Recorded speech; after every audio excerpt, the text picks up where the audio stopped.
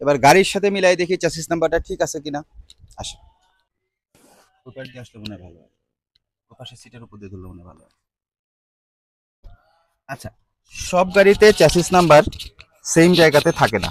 হ্যাঁ, যেমন আমাদের এই গাড়িতে চ্যাসিস নাম্বারটা আছে হচ্ছে সিটের নিচে, ড্রাইভিং সিটের নিচে। যে খুললাম, যেভাবে ওপেন করবেন, চ্যাসিস নাম্বারটা দেখেন, NZE 151110174 9।